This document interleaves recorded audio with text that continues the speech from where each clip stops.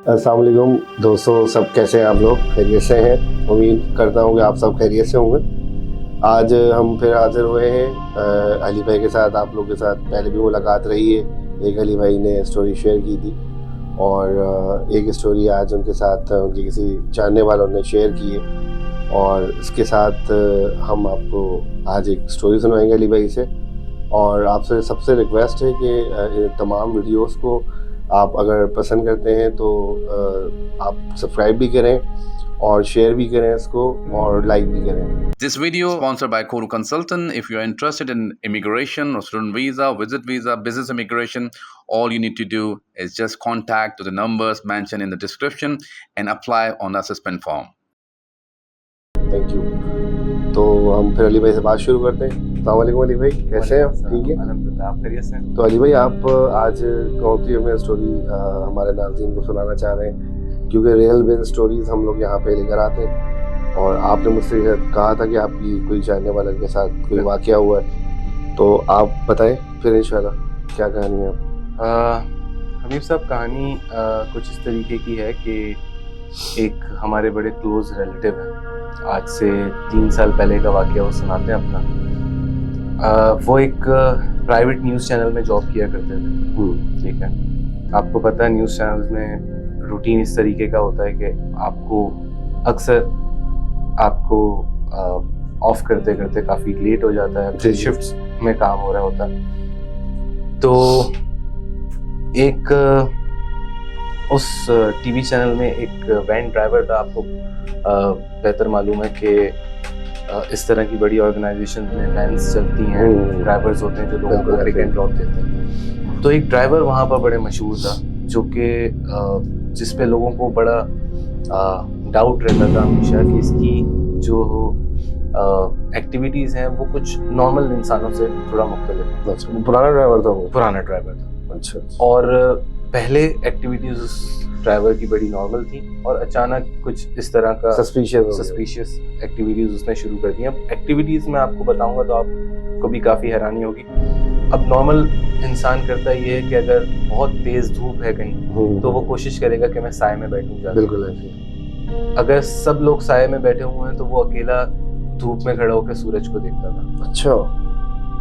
अगर कभी किसी कब्रिस्तान में जाके कोई प्रोग्राम शूट करना है या किसी किस्म की रिपोर्टिंग होती है डिफरेंट चैनल्स पे, तो सब लोग बहुत एहतियात करते हैं कब्रों के ऊपर चढ़ने पे। हाँ बिल्कुल। उसकी एक्टिविटी ये होती थी कि वो कब्रिस्तान में एंटर होके चप्पलें अपनी हाथ में पकड़ता था और नंगे पाँव कब्रों के ऊपर चढ़ने को प्रेफर करता था और कब्रों के ऊपर चढ़ा करता था। कभी बारिश हो जाए तो लोग अपने आप को बचाते हैं कि कोई कहीं कीचड़ है या गंदा पानी नजर आ गया है तो उससे बचें। वो कीचड़ में या गंदे पानी में चलता हुआ जाता था। मतलब ये कि अपनी तरफ निजासत को अट्रैक्ट करने वाली। अब इन हरकतों की वजह से काफ़ी जो उस न्यूज़ चैनल में जो लोग काम करते थे वो काफ़ी डर महसूस करते थे उस इंसान। तो अली भाई ये उसके साथ कोई ज़हनी कोई मसाइल तो नहीं थे उसके साथ कोई? बिल्कुल इसी तरीके का लोगों को लगता था कि शायद घरेलू किसी नॉर्मल आदमी जो ऐसे काम नहीं करेंगे। बेशक ऐसे ही है। तो अब इसका बैकग्राउंड ये हुआ कि एक जो हमारे जानने वाले हैं जिन्होंने ये स्टोरी हमसे शेयर की, उनका कहना ये है कि एक बार रात के 2:30 या 3 बज गए थे। मैंने अपनी शिफ्ट ख़त्म की, मैं काउंटर पे रिसेप्शन पे गया और मैंने पूछा कि मुझे घर ड्रॉप करना है। आइए चंडीगढ़ रोड पे ऑफिस था। अच्छा। वहाँ से उन्हें आना था शाह फैसल, जो एक एरिया है कराची में, जो लोग यहाँ रहते हैं उनको मालूम है, वहाँ तक उन्हें आना था। तो रिसेप्शन पे उनको पता ये चला कि हाँ ड्राइवर एक मौजूद है और आप इनके साथ चले जाएं। वो बाहर गए, उन्होंने ड्राइवर को देखा, डर के वापस आ गए। अच्छा। अवॉइड करना चाह रहे थे कि मैं इसके साथ ट्रैवल ना करूं, रात का वक्त है। पहले उन्होंने कोशिश की कि मुझे कोई टैक्सी कुछ मिल जाए, लेकिन अनफॉर्चुनेटली कोई उस वक्त मौजूद नहीं था इस तरीके की चीज़। फिर उनको जब ये पता चला कि 2 लोग और हैं जिनको ये ड्रॉप करेंगे तो वो फिर रजामंद हो गए और बैठ गए उनके साथ। रात का वक्त था ये रात का वक्त था, रात 2:30 पौने 3 बजे का टाइम। अब हुआ ये कि ये जो पिकअप की और ड्रॉप करने की जो गाड़ी थी वो हाईरूफ होती है। अब जिन 2 लोगों ने और ट्रेवल करना था उनमें से एक ने सदर पे उतरना था, एक गार्डन पे उतर गए। अब वो उतरने के बाद से अब जो जिन साहब ने ये स्टोरी शेयर की है वो और वो साहब ड्राइवर उस गाड़ी में मौजूद। अच्छा। अब ड्राइवर बैक मिरर में उनको देख रहा है और कह रहा है कि हाँ शक्ल तो मिलती है। अब ये बात सुन के कोई भी नॉर्मल इंसान होगा तो वो पूछेगा भाई मैं ही बैठा हुआ हूँ गाड़ी में, तुम बात कर रहे हो, किससे शक्ल मिलती है? किसी तुम्हारे रिश्तेदार से शक्ल? तो वो अपने आप से बात कर रहा था? वो अपने आप से बात कर रहा था लेकिन देख इनकी तरफ रहा था। अच्छा। उसने कहा शक्ल तो मिलती है। अब ये थोड़ा सा घबरा गए, इन्होंने पूछा उससे सवाल कि भाई किससे शक्ल मिलती है? तुम्हारे किसी जानने वाले से मिलती है, किसी रिश्तेदार से मिलती है? ये बातें बोलते बोलते उन्होंने आखिर में थोड़ा सा चिड़चिड़ा गए तो उन्होंने कहा कि किसी जिन भूत से मिलती है। जैसे ही उन्होंने ये बात बोली तो ड्राइवर का रिएक्शन ये था कि वो गाड़ी चलाते हुए पीछे पलटा, गर्दन उसने घुमाई और उसने सिर्फ एक अल्फाज बोला, जिन देखना चाहते हो? नहीं यार। अब ये जितने चिड़चिड़ाए हुए थे उस वक्त ये बिल्कुल सीधा होके बैठ गए पीछे। और जितनी दुआएं इनको तो गर्दन उसे क्या बिल्कुल घुमा दी थी? नहीं, जिस तरीके से एक इंसान नॉर्मली देखता घुमाता है पीछे, जैसे। हाँ, तो उन्होंने उस तरीके से देखा। और जिस टोन में ये बात की, अब आपसे मुझसे कोई इस टोन में बात करे और जिसका रिकॉर्ड भी इस तरीके का मशहूर खराब हो तो आप सहम जाएंगे। उनको जितनी दुआएं आती थी वो पढ़ने लग गए। और ये वो वक्त था कि ये कायद-ए-आज़म के मज़ार की तरफ से क्रॉस कर रहे थे। अभी भी शाह फैसल आने में कुछ वक्त। अच्छा। उसके बाद थोड़ा सा गाड़ी आगे जब गई तो गाड़ी चलाते चलाते अचानक चीख उठा ड्राइवर और कहता मेरे रोंगटे खड़े हो जाते। ड्राइवर? हाँ। अब ये परेशान कि किससे बात कर रहा है। ये फिर खामोश हो गए, फिर दुआएं पढ़ने शुरू हो गए और उनको पता चल गया कि अब मैं फंस चुका हूँ। अब जाना तो मैंने इसी के साथ है घर, अब करूँ तो क्या करूँ? गाड़ी की स्पीड, रात का टाइम भी हो गया, रात का टाइम, आसपास कोई गाड़ी नहीं।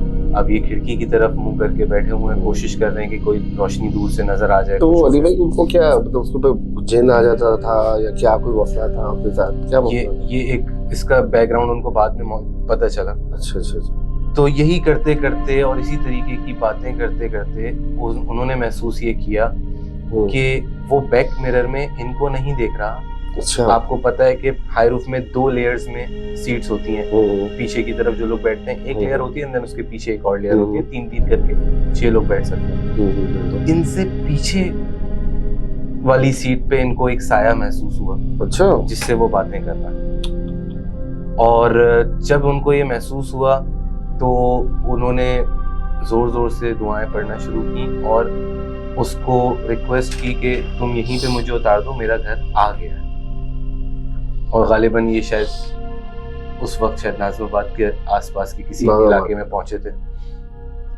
इन्होंने बड़ा इसरार किया और उसने किसी तरीके से गाड़ी साइड पे की और पूरी तरीके से गाड़ी रुकी नहीं थी कि इन्होंने गेट खोला और जम कर दिया।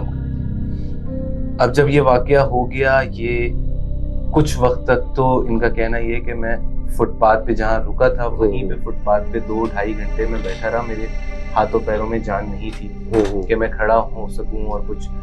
जब फजर की अजानें शुरू हुई, अजान का वक्त शुरू हुआ है, तो मुझे कुछ हिम्मत आई, कुछ बसेस चलना शुरू हुई और मैंने फिर हिम्मत पकड़ी, घर पे फ़ोन किया और अपने भाई को बुलाया कि मुझे यहाँ इस जगह से ज़रा आप पिक कर लें। अच्छा।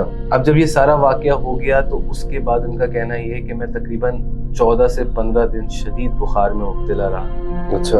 ऐसा बुखार के मैं बता नहीं सकता, डॉक्टर्स टेस्ट तो वो कोई चीज थी जो उस वक्त उस पे हावी आ गई थी या कोई उनका कोई जिन्नात ऐसा था जो उनके जिस्म में गुरूर कर गया है? अब क्या उसका बैकग्राउंड ये था कि हबीब साहब आपको मालूम है यहाँ पर जो थोड़े से कम लाइल्म लोग होते हैं उनकी कोशिश ये होती है कि काला जादू, सिफली, जादू टोना, जिन्नात बुलाने की तरफ अपने मकासद पूरे करने के लिए उनका तो काम होता है। बाद में ये पता चला 2 से 4 महीने बाद उस ड्राइवर को फिर बाद में बहरहाल नौकरी से निकाल दिया गया। सही। बाद में ये पता चला कि किसी पीर फकीर से उसने किसी और पे काला इल्म करवाने के लिए कोई जिन्नात बुलाने की कोशिश की थी और जो कि वो इल्म उस ड्राइवर के ऊपर ही उल्टा पड़ गया था। अच्छा तो अब अच्छा उसको आसपास हर वक्त कोई ना कोई अच्छा जिन ये मसला था।